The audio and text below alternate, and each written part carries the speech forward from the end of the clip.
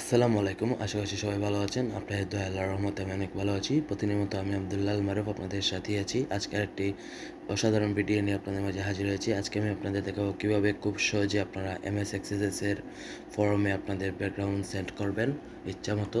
তো আমি প্রথমত এক্সেস ফাইলটি ওপেন করব।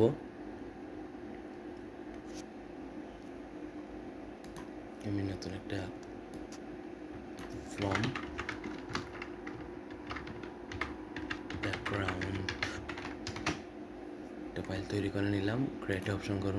যেহেতু আমি ফর্মের মধ্যে ব্যাকগ্রাউন্ড সেট করব, আমি একটা ফর্ম নিয়ে নিলাম, এটা ডিলিট করে দিলাম। এটা আমার একটা ফর্ম। আমি এখানে ব্যাকগ্রাউন্ড সেট করব। ইনসার্ট ইমেজে ক্লিক করব, ব্রাউজারে ক্লিক করব।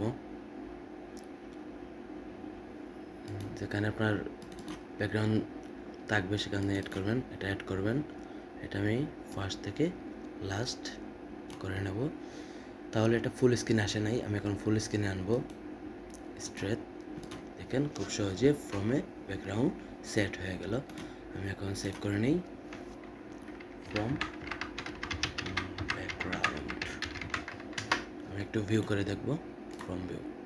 তো আমার ফর্মে ব্যাকগ্রাউন্ডটা সেট হয়ে গেছে। এভাবেই আপনারা খুব সহজে এমএস অ্যাক্সেস দিয়ে এমএস অ্যাক্সেসের ফর্মে ব্যাকগ্রাউন্ড সেট করে নিতে পারেন আপনার ইচ্ছা মতো।